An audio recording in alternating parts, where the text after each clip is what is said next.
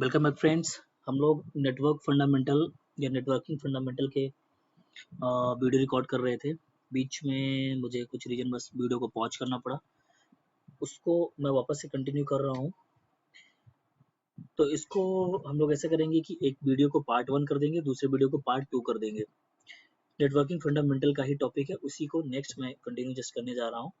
तो पहले वीडियो में हम लोगों ने देखा कि नेटवर्किंग फंडामेंटल में उसके टाइप्स के बारे में हमने पढ़ा, उसके कैरेक्टरिस्टिक्स के बारे में हमने पढ़ा। फिर जो हमारा नेटवर्क फॉर्म होता है उसमें दो टाइप के डिवाइसेस यूज होते हैं, मेनली DTE और DCE, उसके बारे में हमने पढ़ा। नेक्स्ट जो ये पूरा आर्किटेक्चर जब कंप्यूटर नेटवर्क डिजाइन होता है तो जो आर्किटेक्चर बनता है वो आर्किटेक्चर बेसिकली दो टाइप से बनता है, P2P या पॉइंट टू पॉइंट नेटवर्क, दूसरा बनता है क्लाइंट और सर्वर। तो हम लोगों ने पहले वीडियो में P2P या पॉइंट टू पॉइंट नेटवर्क के बारे में डिस्कस कर लिए थे। अब हम बात करेंगे क्लाइंट टू सर्वर के बारे में।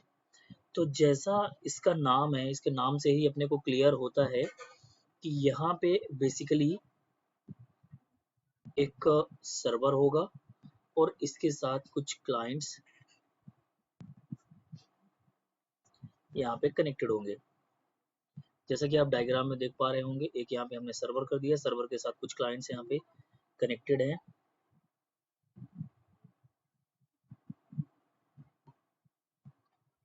ठीक है, तो ये जो डायग्राम आप देख रहे हैं इसमें एक सेंट्रलाइज सर्वर है। इसको मैं ऊपर मेंशन कर देता हूँ कि ये सर्वर है और ये पूरे हमारे यहाँ से लेके यहाँ तक ये क्लाइंट्स यहाँ पे कनेक्टेड है। तो इस तरह जब भी कोई एक नेटवर्क फॉर्म होता है, डिजाइन होता है, जिसमें अपने को एक सेंट्रलाइज सर्वर मिलता है, उसके साथ कुछ क्लाइंट्स कनेक्टेड होते हैं थ्रू एनी मीडियम, वायर्ड और वायरलेस, और वो आपस में कम्युनिकेशन रखते हैं, डेटा शेयरिंग करते हैं। इस टाइप के आर्किटेक्चर को सर्वर क्लाइंट आर्किटेक्चर बोलते हैं। इसके दूसरे का एग्जांपल भी अपन समझ सकते हैं। इसके लिए मैंने एक डायग्राम को डाउनलोड किया हुआ है आपको एक्सप्लेन करने के लिए। जस्ट मैं देखता हूँ कहाँ पे है। जैसे मेरा ये एक क्लाइंट टू सर्वर का एक एग्जांपल होगा। यहाँ पे एक वेब सर्वर होस्टेड है, एक सर्वर के ऊपर एक वेब एप्लीकेशन होस्टेड है, और यहाँ पे HTTP या HTTPS ये 80 HTTP पोर्ट है। ज़्यादा सिक्योरिटी को इन्हांस करने के लिए मोस्टली HTTPS पोर्ट्स यूज होते हैं। बीच में इंटरनेट सर्विस प्रोवाइडर और यहाँ पे हमारे क्लाइंट्स बैठे हैं। तो ये क्लाइंट इस वेब एप्लीकेशन को एक्सेस करके अपना काम कर रहे हैं। तो इस तरह का जो नेटवर्क आर्किटेक्ट होता है उसको बोलते हैं क्लाइंट सर्वर नेटवर्किंग। ठीक है, इसी सीरीज में हम लोग थोड़ा सा आगे बढ़ते हैं और समझते हैं कि जब भी हमारा इस तरह की नेटवर्किंग डिजाइन होती है, जब भी हमारे कंप्यूटर का फिजिकली अरेंजमेंट होता है। सबसे पहले स्टार्टिंग से मैं बताऊं कि जैसा हम लोगों ने देखा कि जब नेटवर्क का टाइप्स हम लोग पढ़ रहे थे, वहां पे हम लोगों ने पढ़ा कि पैन, लैन, वैन और मैन, इस टाइप के जब नेटवर्क आर्किटेक्चर होते हैं, डिजाइन होते हैं, तो इनका जो फिजिकली अरेंजमेंट होता है, क्लाइंट्स कैसे आपस में एक दूसरे से कनेक्टेड हैं, कोई सेंट्रलाइज डिवाइस यूज हो रही है या नहीं यूज हो रही है, इसको समझने के लिए एक टर्म्स आता है जिसको बोलते हैं टोपोलॉजी। कंप्लीट इसका नाम देना चाहिए नेटवर्क टोपोलॉजी। अब नेटवर्क टोपोलॉजी के बारे में थोड़ा सा हम समझेंगे कि जो हमारा लैन में नेटवर्किंग डिजाइन होती है, लैन, मैन, वैन, तीनों या चारों टाइप में से, चारों नेटवर्किंग के टाइप्स में से जो हमारे नेटवर्किंग डिवाइसेस का फिजिकली अरेंजमेंट होता है, नेटवर्क डिवाइसेस फिजिकली कैसे एक दूसरे से कनेक्टेड हैं, उसके हिसाब से टोपोलॉजी डिफाइन की जाती है। अब टोपोलॉजी बेसिकली है क्या? किसी भी नेटवर्क में इलेक्ट्रॉनिक डिवाइसेस का या कंप्यूटर्स का जो फिजिकली अरेंजमेंट है, आपस में जो कनेक्शन है, उसे नेटवर्क टोपोलॉजी बोला जाता है। अब टोपोलॉजी के यहाँ पे कई टाइप्स भी हो गए। इसके टाइप्स के बारे में हम लोग यहाँ पे थोड़ा सा देखेंगे।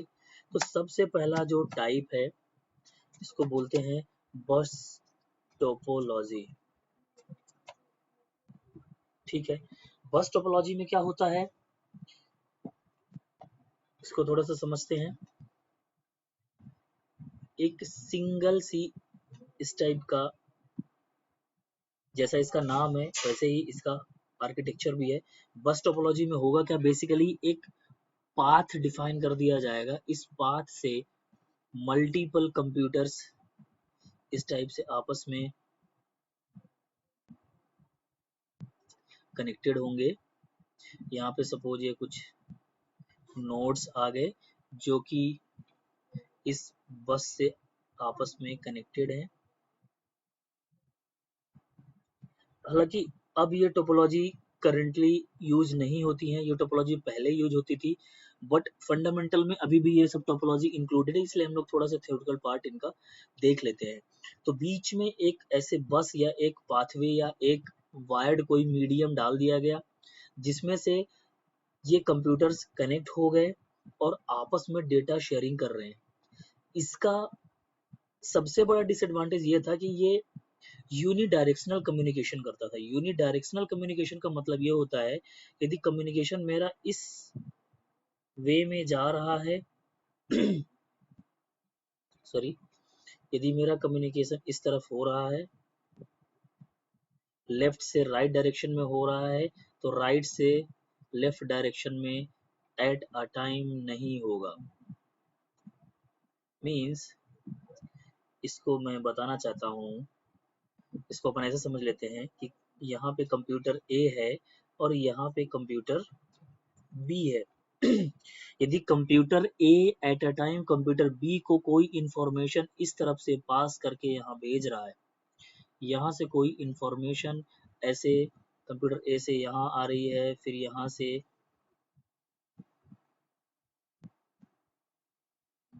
ये इंफॉर्मेशन ऐसे आ रही है और फिर यहाँ से पास होकर ऐसे आ रही है। मीन्स यूनिडायरेक्शनल और बाई डायरेक्शनल दो टर्म्स होते हैं, सभी लोग समझते होंगे। यूनिडायरेक्शनल का मतलब होता है वन वे कम्युनिकेशन। यदि कंप्यूटर ए कोई इंफॉर्मेशन कंप्यूटर बी को पास कर रहा है, तो सेम टाइम पे कोई दूसरा कंप्यूटर इस बस के थ्रू, सपोज यहाँ पे कंप्यूटर सी है और यहाँ पे कंप्यूटर डी है, तो कंप्यूटर सी कंप्यूटर डी को कोई भी इंफॉर्मेशन इस बस के थ्रू इधर पास नहीं कर पाएगा। ये सबसे बड़ा इसका डिसएडवांटेज था। दूसरी टोपोलॉजी हमारी है जिसके ऊपर हम लोग बात करेंगे, टोपोलॉजी का टाइप है, दूसरा टाइप है, फॉन्ट कलर चेंज करके वापस से हम ब्लैक कर देते हैं, सॉरी। दूसरी हमारी टोपोलॉजी है रिंग टोपोलॉजी। अब रिंग टोपोलॉजी जैसा इसका नाम है वैसे ही इसमें फिजिकल अरेंजमेंट होता है।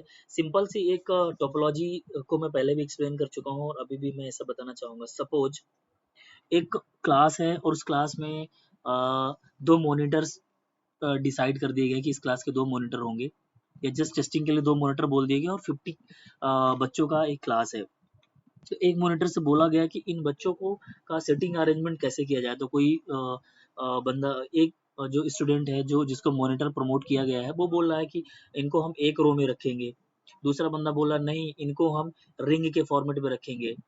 तो जस्ट टोपोलॉजी क्या है, फिजिकली अरेंजमेंट ही है और कुछ नहीं है। तो जैसे ही इसका नाम है रिंग टोपोलॉजी, वैसे ही यहाँ पे फिजिकली अरेंजमेंट भी उसी तरह रिंग के फॉर्मेट पे होता है। सपोज ये मेरे कंप्यूटर्स या सिस्टम्स या नोड्स कुछ भी आप समझ लीजिए, और ये आपस में ऐसे रिंग फॉर्मेट में एक दूसरे से कनेक्टेड है।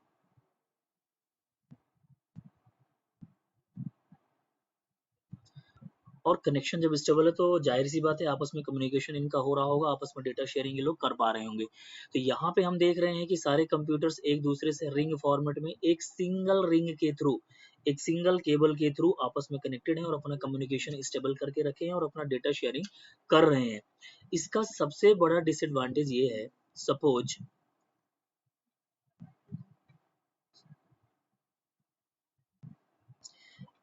मेरी कोई भी एक किसी दो नोड्स के बीच में यदि मेरा फिजिकल अरेंजमेंट या फिजिकल कनेक्शन मेरा ब्रेक हो जाता है, तो ये पूरी टोपोलॉजी फेल हो जाती है। यहाँ से फिर कनेक्शन ब्रेक हो जाएगा। सपोज यदि ये मेरा कंप्यूटर ए मैं इसको बोलूँ और इसको मैं कंप्यूटर बी बोलूँ, तो यहाँ से जब कनेक्शन मेरा ब्रेक हो जाएगा तो ये टोपोलॉजी मेरी पूरी खराब हो जाएगी और इसका कम्युनिकेशन वन डायरेक्शन में ही चलता है। ऐसे नहीं कि ये रिवर्स डायरेक्शन से इधर से कुछ कम्युनिकेशन यहाँ पे स्टेबल कर लेगा। तो जब भी मेरा ये कनेक्शन यहाँ पे ब्रेक हो जाए हो गया सपोज, तो ये पूरा रिंग मेरा खराब हो गया और ये टोपोलॉजी यहाँ पे फेल हो गई, सिस्टम्स का आपस में कम्युनिकेशन नहीं होगा। रिंग टोपोलॉजी का दूसरा ये सबसे बड़ा डिसएडवांटेज था, सॉरी पहला डिसएडवांटेज था रिंग टोपोलॉजी का। इसके बाद हम नेक्स्ट टोपोलॉजी की टाइप की हम बात करें थर्ड नंबर पे, तो जो टोपोलॉजी है इसका नाम है, सॉरी इसका फॉन्ट कलर वापस से हम ब्लैक करते हैं, स्टार टोपोलॉजी। सबसे ज़्यादा कॉमनली यूज होने वाली ये टोपोलॉजी, अभी भी ये टोपोलॉजी करंट में भी वर्किंग में है और यूज भी हो रही है। इसमें जनरली होता क्या है कि एक सेंट्रलाइज डिवाइस हम रखते हैं और इस सेंट्रलाइज डिवाइस के चारों तरफ जो हमारे सिस्टम होंगे, नोड्स होंगे, कंप्यूटर्स होंगे, वो आपस में ऐसे कनेक्टेड रहेंगे। कुल मिला के ऑल ओवर मैं ये कहना चाह रहा हूँ कि यहाँ पे जो सिस्टम मैनेज हो रहे हैं वो आपस में ऐसे कनेक्टेड हैं इस सेंट्रलाइज डिवाइस के थ्रू।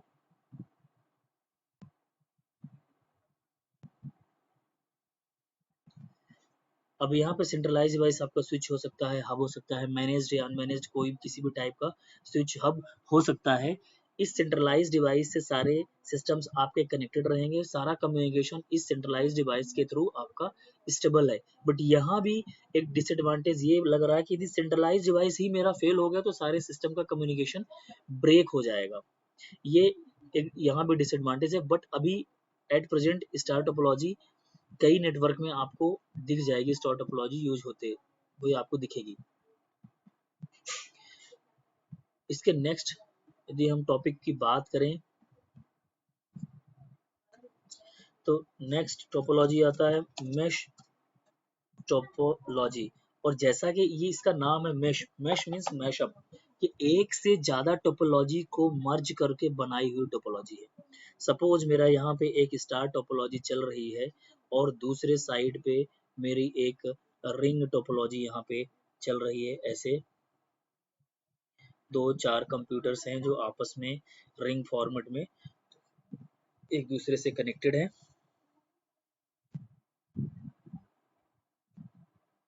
ये हमने आपस में इनके कनेक्शन डाल दिया। अब इन दोनों टोपोलॉजीज को आपस में कनेक्शन देने की एक के लिए कोई एक सेंट्रलाइज हमने यहाँ पे डिवाइस डाल दी और ये एक लाइन का कनेक्शन इधर पे दे दिया और इसका कनेक्शन हमने यहाँ पे कर दिया। तो यहाँ पे मेरा एक तरफ रिंग टोपोलॉजी चल रही है और एक तरफ मेरा स्टार टोपोलॉजी चल रही। तो यहाँ पे दो हमने डिवाइसेस रखे जिनका आपस में कनेक्शन डाल दिया। इस डिवाइस से मेरा ये रिंग में कनेक्शन आ रहा है तो इसका कम्युनिकेशन इसके साथ स्टेबल होकर रखा है। यहाँ पे ये जितने यूजर्स हैं आपस में अपना कम्युनिकेशन कर रहे हैं और यहाँ पे जो यूजर है ये अपना आपस में यहाँ कम्युनिकेशन कर रहे हैं और एक डिवाइस के थ्रू ये दोनों नेटवर्क आपस में कम्युनिकेशन कर पा रहे हैं, एक दूसरे से बात कर रहे हैं और अपना डेटा शेयर कर पा रहे हैं। तो ये हो गया मेरा नेटवर्क टोपोलॉजी। इसी में हम लोग आगे बढ़ते हैं और एक अच्छे टॉपिक के बारे में बात करेंगे। काफ़ी इम्पोर्टेंट टॉपिक है, काफ़ी सारे लोगों ने इस टॉपिक के बारे में सुना भी होगा और काफ़ी कुछ जानते भी होंगे या नहीं जानते होंगे। तो आइए इसको डिस्कस कर लेते हैं कि ये बेसिकली टॉपिक हमारा है क्या। इस पेज को थोड़ा सा क्लीन करते हैं। मैं जिस टॉपिक की बात कर रहा हूँ ये टॉपिक है मेरा OSI रेफरेंस मॉडल।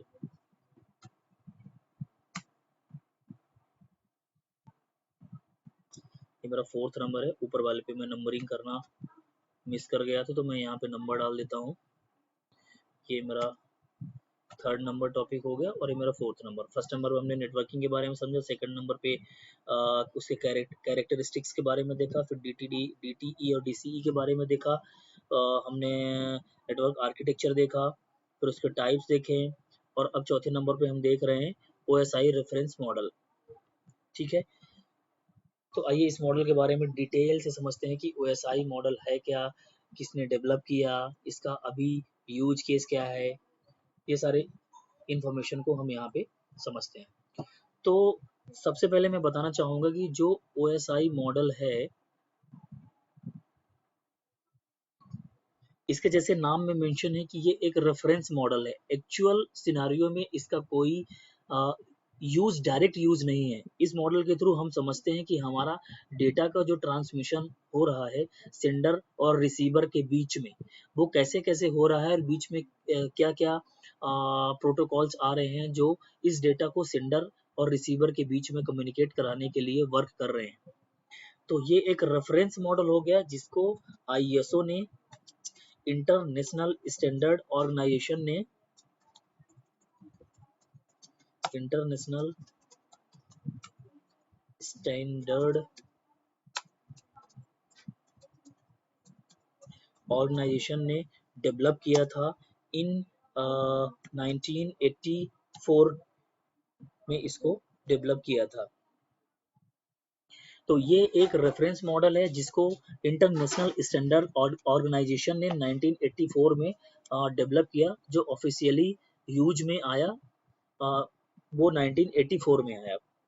अब हम आगे बात करेंगे कि ये एक्चुअली रेफरेंस मॉडल बताता क्या है, रेफरेंस मॉडल है क्या है एग्जैक्टली तो इसको समझते हैं हम लोग थोड़ा सा इधर, मुझे लग रहा है ज़्यादा सही स्पेस है, तो यहाँ से समझना शुरू करते हैं।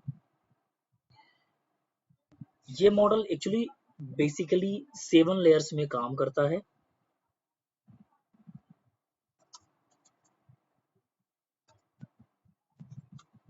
ये जो रेफरेंस मॉडल है ये 7 लेयर्स में वर्क करता है। इन 7 लेयर्स के बारे में थोड़ा सा डिटेल से समझते हैं। एक तरफ मेरी, इसको हम दो तरीके से समझेंगे।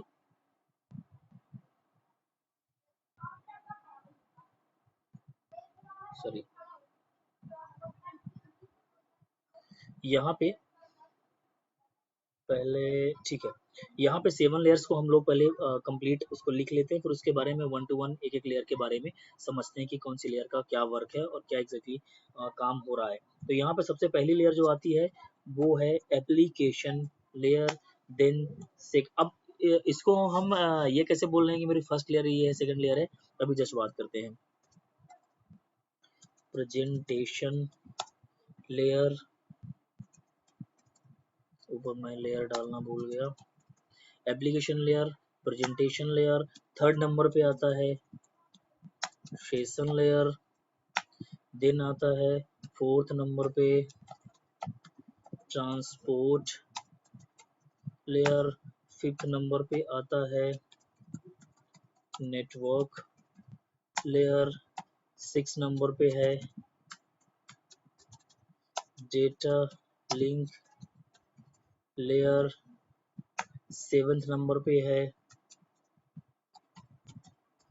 Physical layer. थोड़ा सा सभी लेयर्स के बीच में मैं गैप दे देता हूँ क्योंकि यहाँ पे हम लोग कुछ कुछ समझेंगे सभी लेयर्स में कि किसमें क्या चल रहा है। थोड़ा स्पेस दे देते हैं।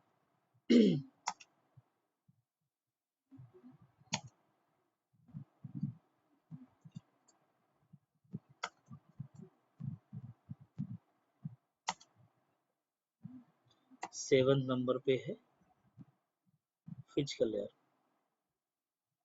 ठीक है, ये सारी लेयर्स को मैं अभी जस्ट ऐसे ही कॉपी कर लेता हूँ और साइड में आते हैं यहाँ पे और इनको मैं करता हूँ पेस्ट। ठीक है, अब मैंने इसको, सॉरी, थोड़ा सा इधर मुझे चेंज करना पड़ेगा। ये मैंने किया इसको पेस्ट और इसकी नंबरिंग को करना पड़ेगा चेंज। ये 1 और ये 2, ये 3, ये 4, 5, 6 और 7। हमने एक जस्ट ऐसे लेयर्स का नाम लिखा। एक तरफ से मैं एप्लीकेशन लेयर को फर्स्ट लेयर बोल रहा हूँ, दूसरी तरफ मैं एप्लीकेशन लेयर को 7th नंबर क्लियर बोल रहा हूँ। ये ऐसा हो कैसे रहा है, इस तरफ है मेरा सेंडिंग एंड और इस तरफ है मेरा रिसीविंग एंड। सेंडर की तरफ से, जब भी सेंडिंग एंड की तरफ से आप OSI मॉडल में लेयर्स का कैलकुलेशन करेंगे तो सबसे पहले लेयर आएगी application layer, then presentation layer, session layer, sorry यहाँ पर सेशन की स्पेलिंग थोड़ा सा मिस हो गई बट ये अभी मैं एडिट नहीं कर पाऊंगा, SESSION, ठीक है, एडजस्ट कर लीजिएगा। Transport layer, network layer, data link layer and physical layer. जब भी आप सेंडिंग एंड से जाएंगे तो ये इस तरफ की जितनी भी लेयर्स हैं, ये सारी लेयर्स, सेंडिंग एंड से जब आप जाएंगे तो लेयर्स का कैलकुलेशन ऐसे करेंगे 1 to 7, और रिसीविंग एंड में जब आप जाएंगे तो लेयर्स का कैलकुलेशन ऐसे होगा, आपकी एप्लीकेशन लेयर 7th नंबर की लेयर हो जाएगी। तो अब हम एक एक लेयर के बारे में थोड़ा सा ब्रीफ में जाते हैं, थोड़ा ब्रीफ करते हैं, डिटेल में जाते हैं, थोड़ा समझते हैं किस लेयर का क्या काम है, किस लेयर से मुझे क्या पता चलता है। ठीक है, तो सबसे पहली लेयर है एप्लीकेशन लेयर। इस लेयर को कुछ दूसरे नामों से भी जाना जाता है, कुछ दूसरे नाम भी इनके आपने सुना होगा, जैसे कि इसको डेस्कटॉप लेयर भी कहा जाता है, या फिर इसको user sorry user interface layer भी बोला जाता है, क्योंकि ये एक ऐसी लेयर होती है जहाँ पे यूजर को, जहाँ पे क्लाइंट को एक इंटरफेस दिया जाता है किसी भी टाइप के डेटा को रेडी करने के लिए। सपोज मेरे ऑफिस में मेरे बॉस ने बोला कि मुझे यहाँ पे कंपनी ए है और यहाँ पे कंपनी बी है। मेरे बॉस ने मुझे इंस्ट्रक्शन दिया कि आप एक ईमेल रेडी करो, एक प्रॉपर प्रेजेंटेशन बनाओ, उस प्रेजेंटेशन को ईमेल के थ्रू कंपनी ए से कंपनी बी को सेंड करना है। तो अब मुझे एक प्रेजेंटेशन बनाना है, तो प्रेजेंटेशन बनाने के लिए ऑब्वियस सी बात, एक सबसे कॉमन टूल है MS ऑफिस का, MS power point. MS power point को मैंने ओपन किया, एक प्रेजेंटेशन बनाया और एक डेटा कंप्लीट हमने रेडी किया मेल करने के लिए। तो जो डेटा हम रेडी कर रहे हैं, डेटा को रेडी करने के लिए जो एप्लीकेशंस यहाँ पे यूज हो रहे हैं, वो सारे एप्लीकेशन यहाँ पे एप्लीकेशन लेयर में एग्जैक्टली यूज होते हैं।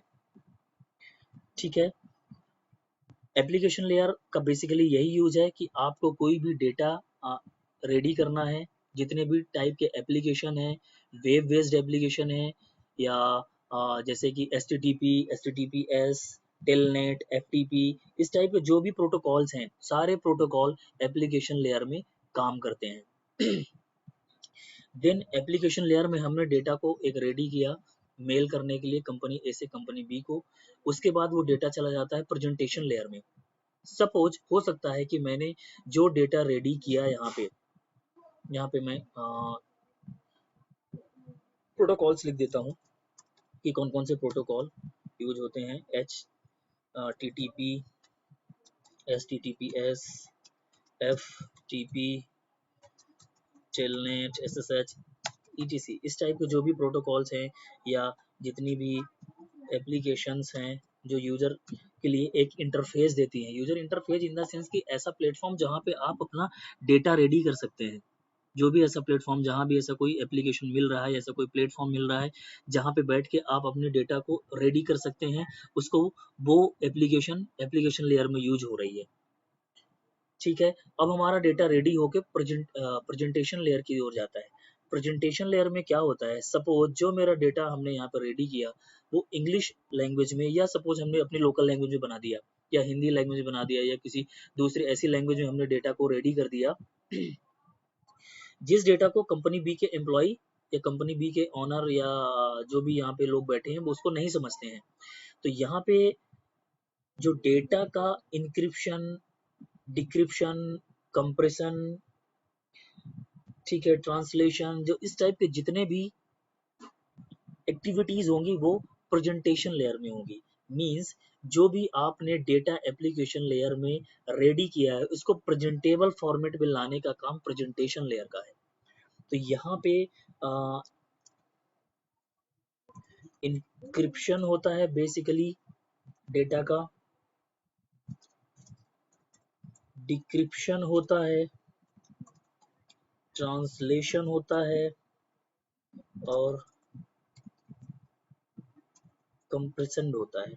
जितनी भी इस टाइप की एक्टिविटी होती हैं वो प्रेजेंटेशन लेयर में होती हैं, और जो डेटा का फॉर्मेट रहता है ये डेटा फॉर्मेट में ही रहता है। एक चीज़ और बताता चलूँ, डेटा यहाँ पे लेयर बाई लेयर आपके अलग अलग फॉर्मेट्स में कन्वर्ट होगा।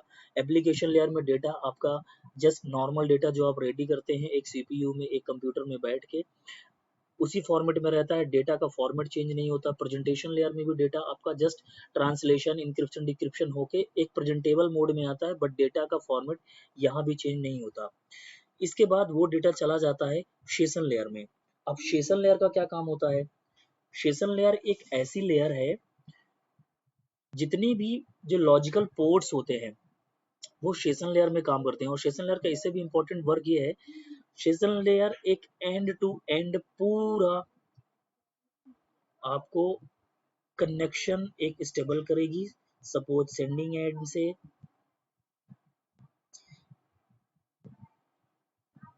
कब तक ये कनेक्शन को स्टेबल करके रखेगी, ये सेशन को आपको प्रॉपर तरीके से स्टेबल करके रखी, जब तक रिसीविंग एंड के सेशन लेयर तक का जो यूजर बैठा हुआ सेशन लेयर में, जो यहाँ पे डेटा है, सपोज आपने कोई डेटा यहाँ से ईमेल एक सेंड किया, वो सेशन लेयर में आया, उसके बाद transport layer, network layer, data link layer, physical layer, और यहाँ फिजिकल लेयर में रिसीव हुआ, फिर data link layer, network layer, transport layer और सेशन लेयर।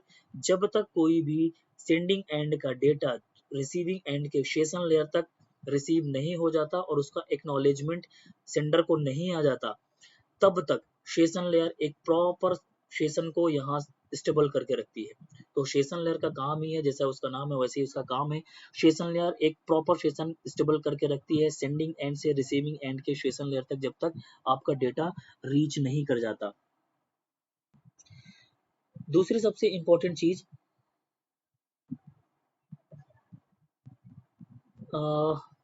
इसके बाद डेटा जो आपका सेशन लेयर से होता है वो ट्रांसपोर्ट लेयर पे चला जाता है।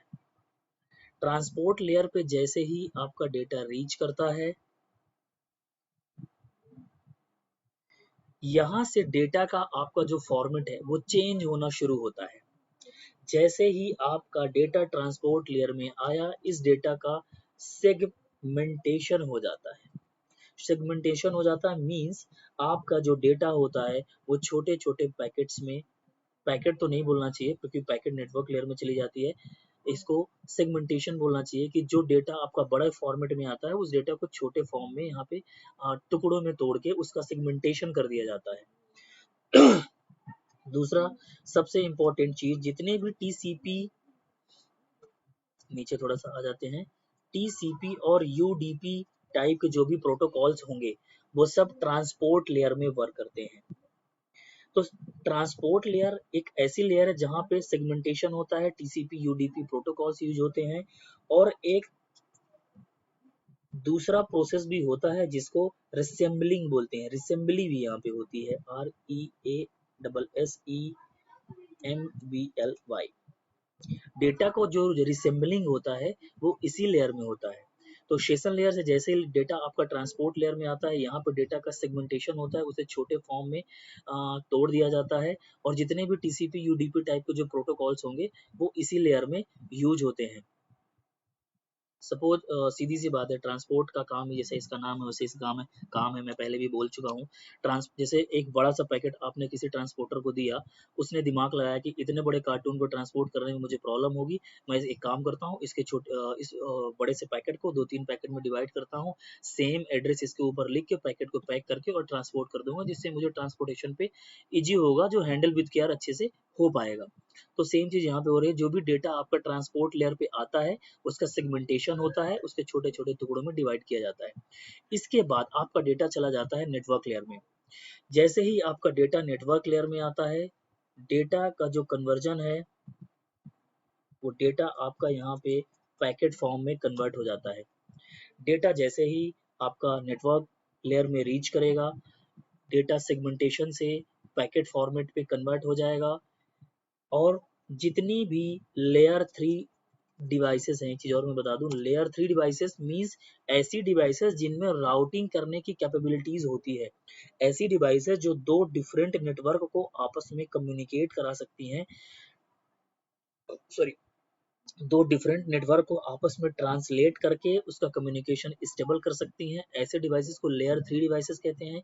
जितनी भी लेयर 3 डिवाइसेस होती हैं राउटिंग, या आप इसको ऐसा भी समझ सकते हैं कि जो राउटिंग डिवाइसेस होती हैं वो नेटवर्क लेयर में काम करती हैं। जैसे ही डेटा आपका नेटवर्क लेयर में एंटर होता है तो वो पैकेट फॉर्मेट में कन्वर्ट हो जाता है और यहाँ पे आईपी एड्रेस,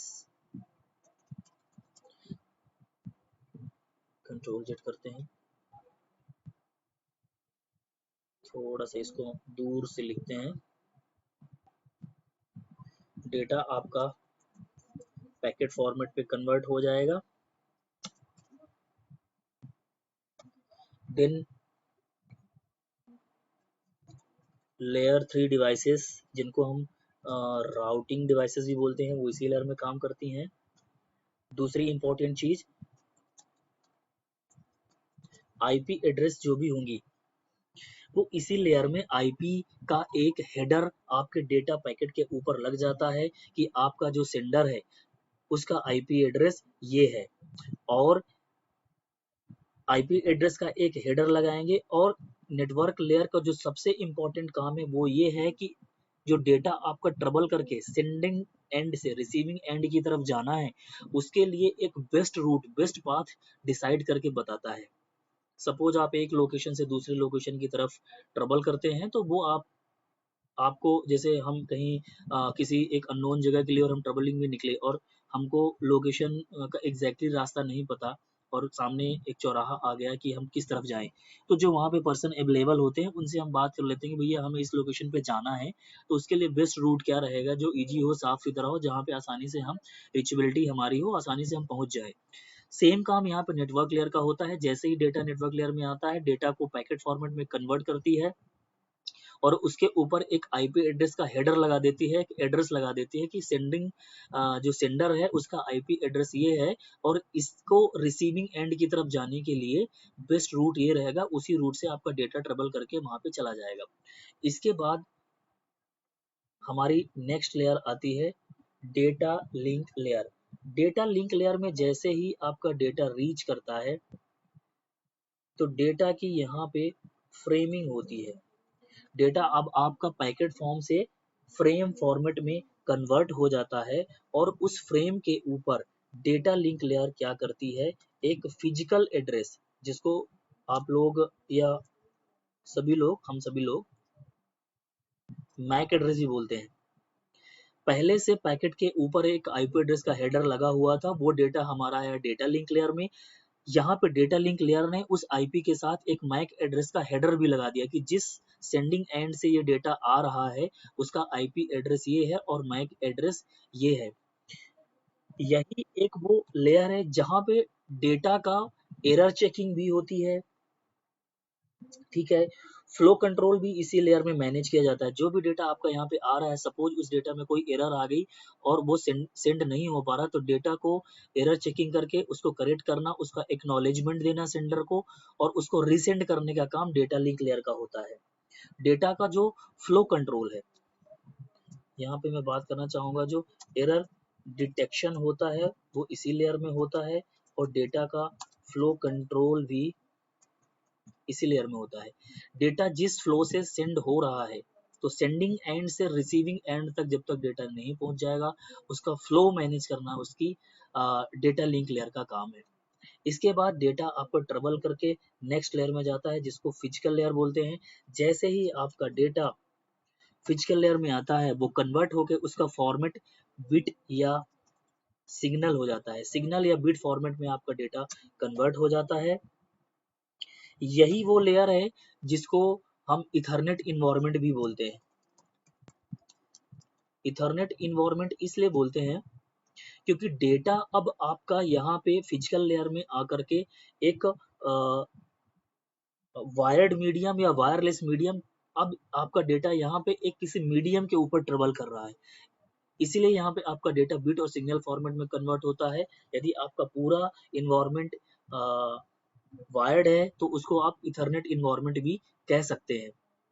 तो यहाँ पे डेटा आपका बिट या सिग्नल फॉर्मेट में कन्वर्ट होके नेक्स्ट जो रिसीविंग एंड का फिजिकल लेयर है उसको ये डेटा यहाँ पे रिसीव हो जाता है।